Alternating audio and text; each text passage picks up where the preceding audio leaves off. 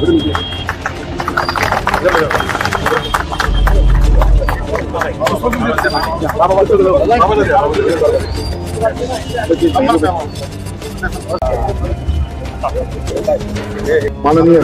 आणि आमच्या कर्तव्यदक्ष असतो आणि भैयानेही आम्हाला सांगितलं की बाबा तुम्हाला ऐकावं लागेल। या ठिकाणी उपोषणाला बसलेले माझे जुने मित्र, या गावातील धडाडीचे सामाजिक कार्यकर्ते युनुसभाई पटेल यांच्यासोबत शेळके मामा, सुरेश भावताडे, काशीनाथ बकलेजी आणि जावेद सिद्दीकी, मी आपले सर्वांचे आभार मानतो। आभार याच्यासाठी मी मानतो की छत्रपती संभाजीनगरमध्ये ज्या प्रकारे उच्च दर्जाच्या अधिकाऱ्यांच्या वतीने दादागिरी सुरू आहे, दडपशाहीचं वातावरण सुरू आहे आणि मी काय आगळा वेगळा अधिकारी आहे फक्त तळावर, अशा प्रकारे जे वर्तणूक करता असे संभाजीनगर महानगरपालिकेचे प्रशासक सन्माननीय जी श्रीकांतजी, मागच्या वेळी देखील आंदोलनामध्ये आपण त्यांना वेगवेगळ्या पद्धतीने संबोधित केलं।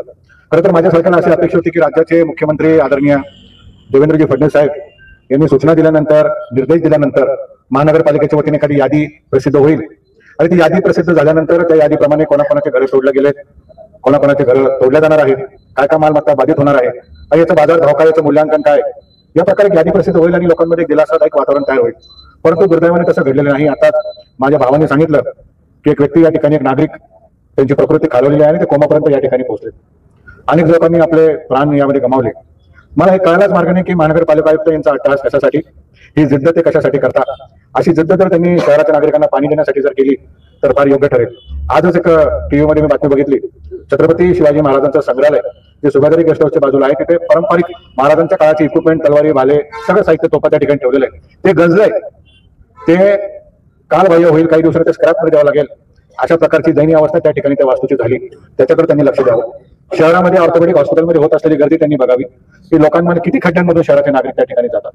परंतु काही उद्योगपतींना श्रीमंत करण्यासाठी, शहरामध्ये टीडीआर मोठ्या प्रमाणात उपलब्ध करून देण्यासाठी, त्या टीडीआरचे रेट पाडण्यासाठी या ठिकाणी अशा प्रकारे तुमच्या माझ्या सामान्यांचे घर तोडण्याचं पाप हे महानगरपालिका आयुक्त करतात। त्यांची दुसरी सवय मी आज या ठिकाणी ठामपणे सांगतो।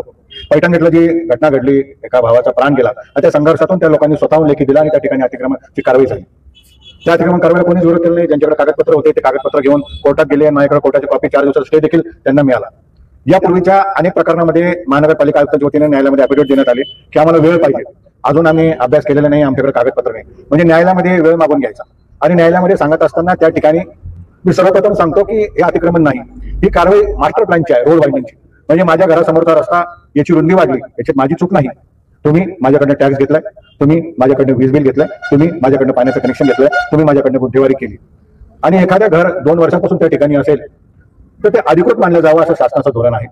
मागच्या काळामध्ये मागं पण सांगितलं होतं, आजही सांगतो, जालन्यामध्ये एक रस्ता होत होता आणि त्या ठिकाणी शासकीय जमिनीवर लोकांनी घरं बांधल्या, तर शासनाने सांगितलं यांना मोबदला द्या आणि परतूरमध्ये मोबदला दिल्यानंतर ते घर पाडले। मला असं वाटतं की तुम्ही आज उपोषण या ठिकाणी थांबवलं पाहिजे। आम्ही सर्वजण तुम्हाला याच्यासाठी विनंती करतो, तुम्ही कर्तव्यदक्ष नागरिक आहात, परंतु प्रकृतीची काळजी घेतली गेली पाहिजे। मी कालच माननीय मुख्यमंत्री महोदयांना निवेदन दिलेलं आहे, त्याच्यामध्ये मी स्पष्टपणे सांगितलेलं आहे, साहेब आपण आदेश दिलाय, आपण सांगितलं मोबदला द्या, परंतु महानगरपालिका आयुक्त मोबदला देत नाही।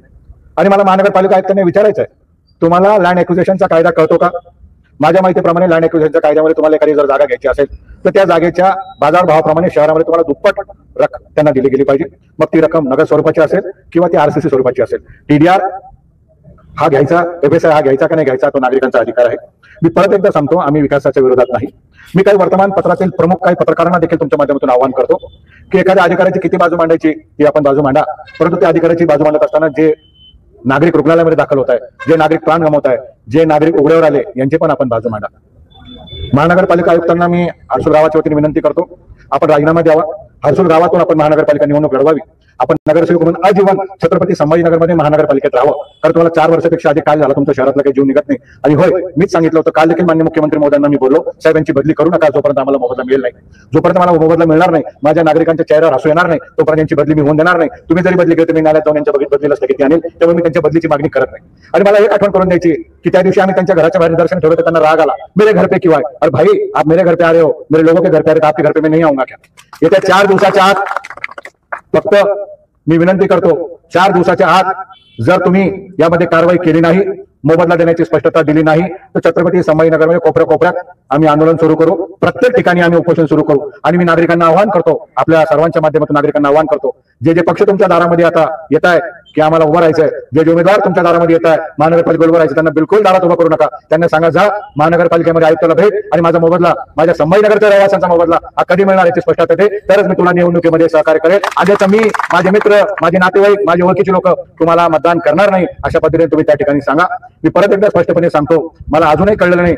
अनेक शेकडो अधिकारी मी स्वर्गीय आर पाटील साहेब बाबांच्या हाताखाली काम करत होतो तेव्हापासून आजपर्यंत 2025 पर्यंत बघितले, परंतु असा अधिकारी मी बघितला नाही की ज्याला सामाजिक भान नाही, ज्याला मुख्यमंत्र्याचा आदेश कळत नाही, ज्यांना न्यायालयाचा आदेश कळत नाही, ज्यांना फक्त मी शहरातले सगळे ग्राउंड विकून टाकले, सर्वसामान्य नागरिकांच्या संपत्तीची धूळपट्टी त्या ठिकाणी